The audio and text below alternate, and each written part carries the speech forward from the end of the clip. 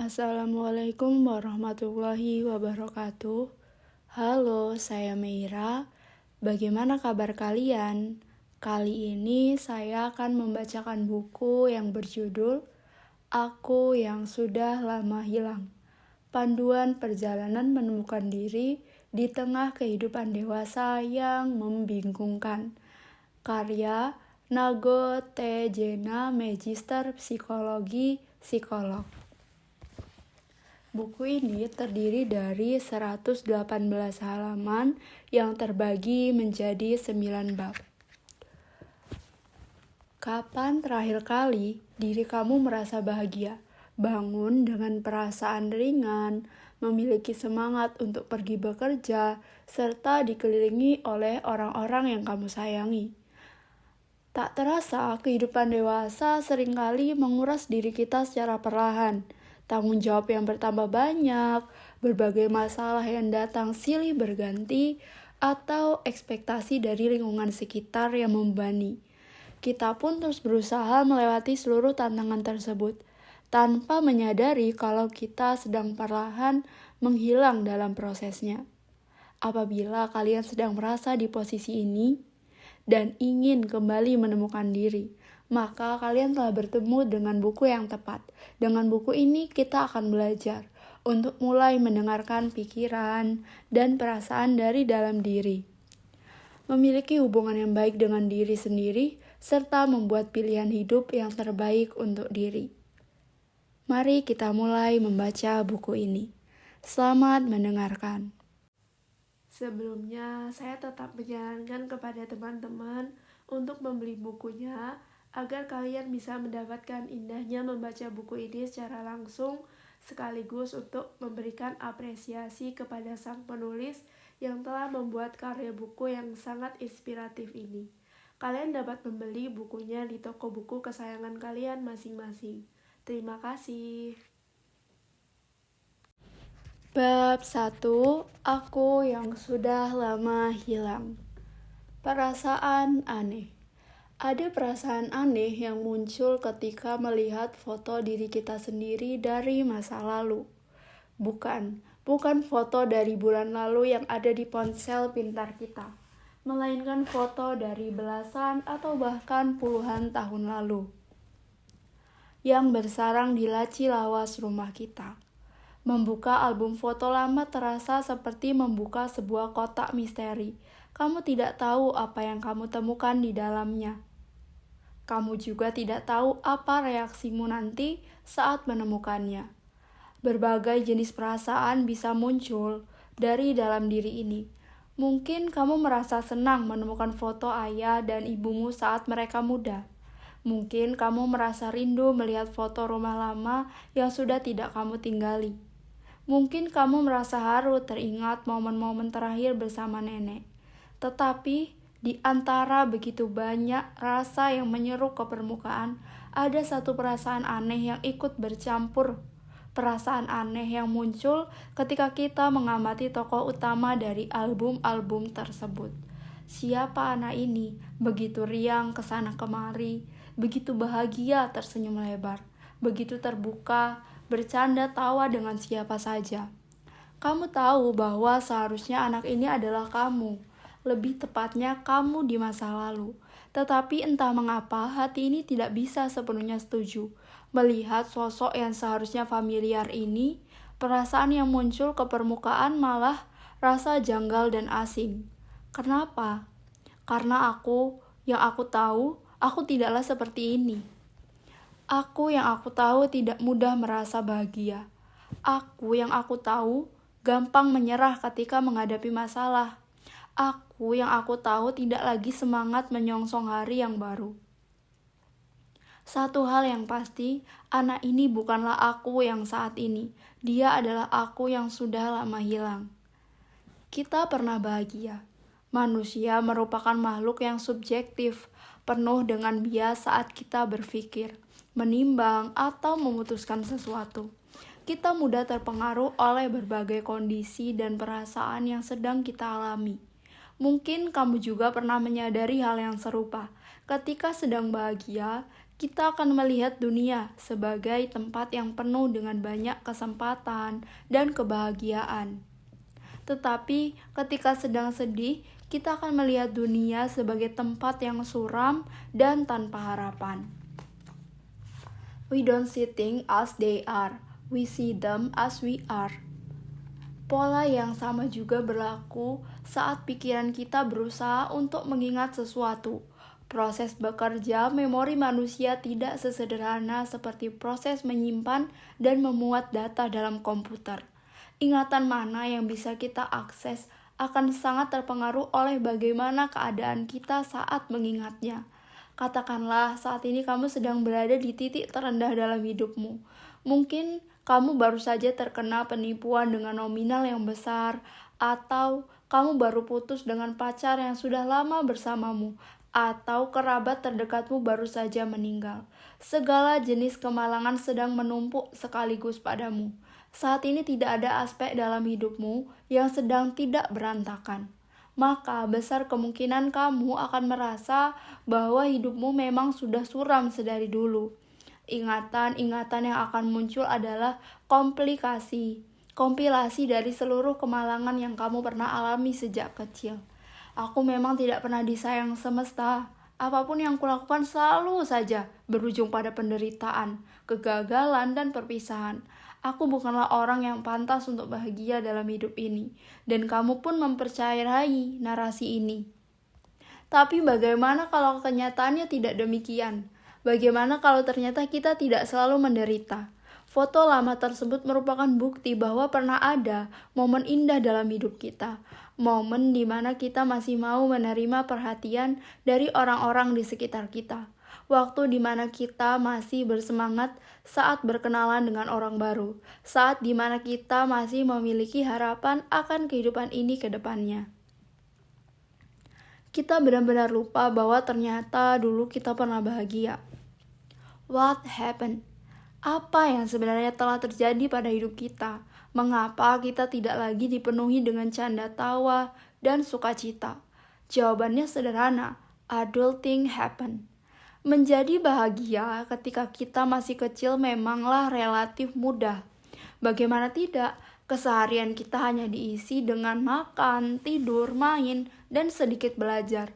Tidak banyak beban hidup yang harus kita emban. Tidak banyak pula hal yang harus kita kerjakan. Sudah ada orang lain yang mengurusnya untuk kita.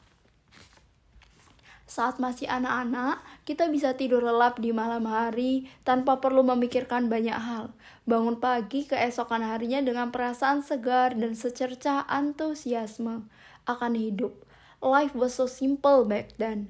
Semua terasa indah sebelum segalanya pelan-pelan berubah. Seiring bertambahnya usia, kita mulai mendapat berbagai tanggung jawab tambahan dalam hidup. Tidak lagi hanya menikmati makan malam, kini kamu juga harus mencuci piring. Tidak lagi hanya bermain game video, kini kamu juga harus mengerjakan PR. Belajar pun tidak lagi dilakukan hanya di sekolah. Kamu mulai belajar di rumah dan di tempat les. Bahkan belajar saat waktu libur. Pelajaran juga semakin bertambah rumit. Matematika tidak lagi mudah dan menyenangkan ketika sudah ada huruf yang menyusup di barisan angka. Semua terasa begitu cepat, bergerak dan berubah menjadi jauh lebih sulit, sementara otakmu sudah tidak mampu untuk mengejarnya.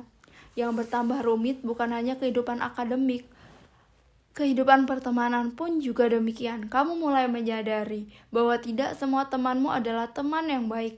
Ada yang kasar, gemar melempar sindiran, atau ejekan ke telinga. Ada yang terkesan baik hati tetapi ternyata mengkhianatimu di belakang. Ada juga yang melakukan perundungan secara terang-terangan, entah apakah kamu korbannya atau tidak. Yang jelas suasananya tidak enak, kamu pun tertekan. Masalah hidup tidak berhenti di sana. Masih banyak lagi peristiwa lain yang mencengangkan, menunggumu di depan. Kamu akan mengalami patah hati pertamamu, menyaksikan perceraian orang tuamu, atau mungkin ditolak oleh universitas impianmu. Begitu banyak hal yang terjadi, tak sedikit yang memilukan hati.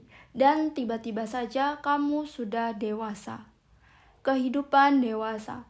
Kini, Kamu harus bekerja setiap hari, menyisihkan gaji demi gaji, membayar tagihan, menanggung anggota keluarga lain yang tidak bisa bekerja, serta membuat berbagai keputusan hidup yang berat.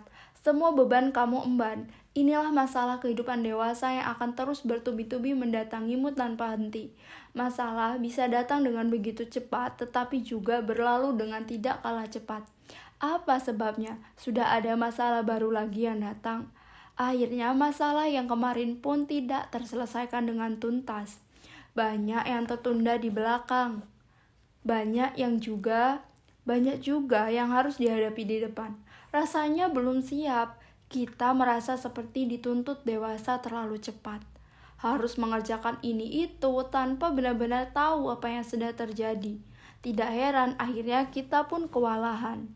Apakah ketika kita kewalahan, seluruh tanggung jawab pendewasaan ini akan berhenti? Sayangnya tidak. Dunia masih akan tetap berputar dan kita terjebak di dalamnya.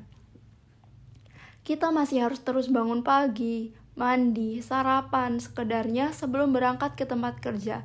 Di sana kita masih harus menunaikan seluruh tugas yang kita miliki, meski fisik dan mental sudah berantakan. Ketika pulang pun kita masih harus menghadapi kemacetan yang sama, hanya untuk bisa tidur sejenak. Semua kita lakukan hanya untuk mengulang rutinitas yang sama ketika terbangun kembali keesokan harinya. Letih, lesu, lelah, ternyata hidup gak semudah itu. Ternyata kita tidak sehebat yang kita kira. Dulu, kita kira hidup akan baik-baik saja, memiliki pekerjaan dan karir yang sukses, menikah dengan pasangan yang dikenal sejak lama, membangun keluarga kecil yang bahagia. Tetapi sepertinya itu semua tidak akan terjadi. Kita pun mulai mempertanyakan keberadaan kita di dunia ini. Apa masih ada hal baik yang menungguku di depan sana? Mengapa semua terasa begitu berat dan sulit? Untuk apa aku diberi kehidupan ini? Kemudian muncul pikiran, apa mungkin ini saatnya untuk berhenti? Berhenti mencoba berbagai hal baru. Berhenti berharap akan ada harapan di masa depan. Berhenti mengusahakan hasrat dan keinginan yang kita miliki. Mengibarkan benda putih dan menyerah kepada hidup. Mati rasa. Banyak dari kita yang akhirnya berada di fase seperti ini, melanjutkan hidup bagaikan zombie, berjalan dan berkeliaran, kesana kemari, tetapi tidak mengarah kemanapun. Apakah masih hidup? Masih, tetapi seperti sudah tidak hidup. Physically present, but emotionally checked out.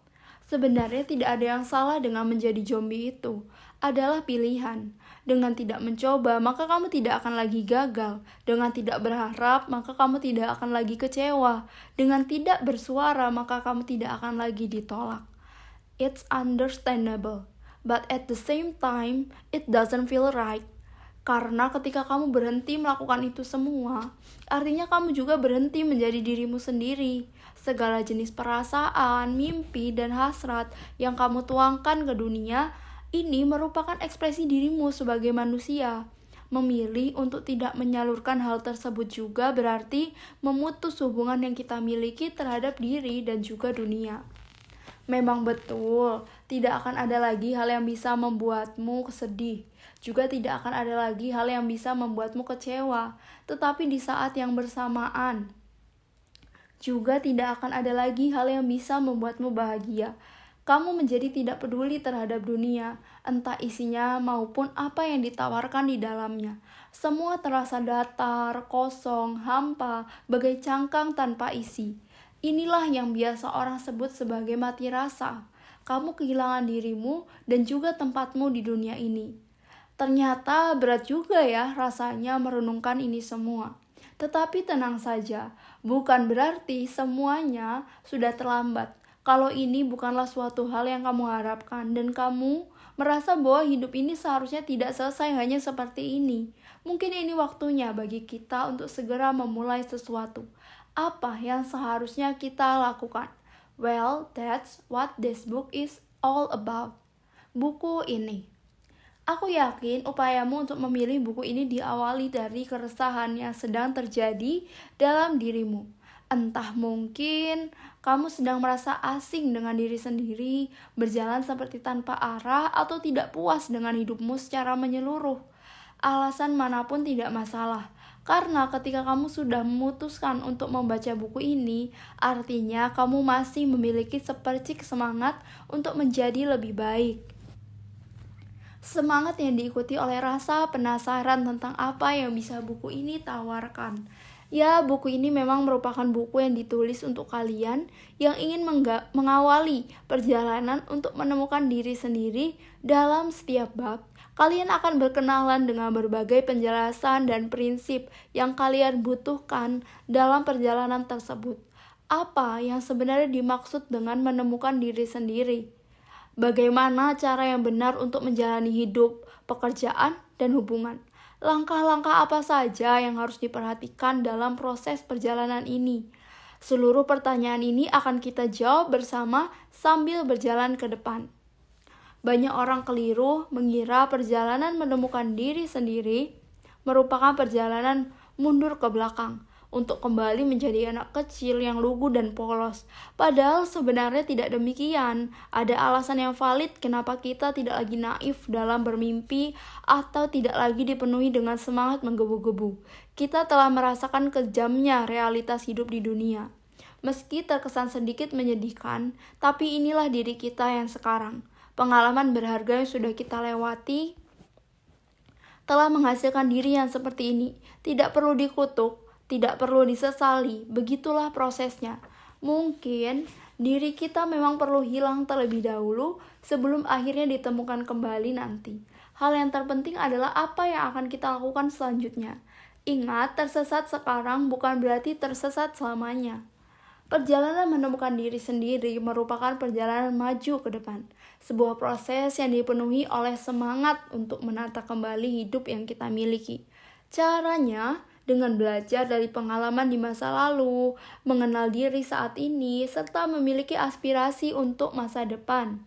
Semuanya kita lakukan demi kualitas hidup yang lebih baik. I guarantee you, it's all possible. Take your time.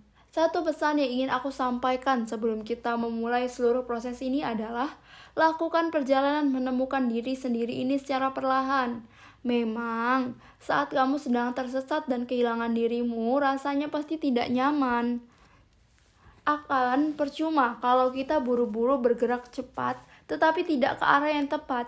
Yang ada malah justru semakin tersesat. Kita perlu merenung dan bergerak secara berimbang dan bergantian. Aku teringat saat menempuh pendidikan menjadi seorang psikolog dulu, dosenku pernah mengatakan, apa yang diperoleh dengan cepat juga akan hilang dengan cepat. Segala jenis kemajuan yang didapat oleh seorang klien dalam sesi-sesi konseling pun seharusnya terjadi secara perlahan. Kadang bahkan sampai tidak disadari secara penuh. Ketika terjadi secara perlahan dan bertahap, perkembangan akan terasa sebagai bagian alami dari hidup kita. Justru psikolog perlu awas apabila ada klien yang tiba-tiba mengalami kemajuan secara singkat dan cepat. Begitu pula saat berproses bersama buku ini. Mungkin tidak semua isinya bisa langsung ditangkap begitu saja. Alasannya bukan karena sulit untuk dimengerti. Prinsip-prinsip yang kutuliskan di buku ini cukup sederhana, tetapi karena kita tidak terbiasa untuk melihat diri dan dunia dengan cara yang berbeda dari biasanya, so please take your time. Take a walk in between, talk about it with your friend, reread it if you have to. Baca dengan seksama kata demi kata, kalimat demi kalimat. Sesekali ambil jeda untuk berhenti dan merenung. Biarkan isinya meresap secara perlahan. Ketika kamu menerapkan isi buku ini, aku yakin prosesnya tidak selalu berjalan lancar. Meskipun pikiran kita sudah memiliki pemahaman yang jelas akan suatu konsep, terkadang hati kita belum sepenuhnya sampai di sana, dan itu sangat wajar. Seluruh proses ini memerlukan waktu, usaha, dan juga pengorbanan. But I promise you, it will be worth it. Telah usai saya bacakan bagian buku ini. Terima kasih telah mendengarkan. Sampai jumpa di bagian buku selanjutnya. Sampai jumpa.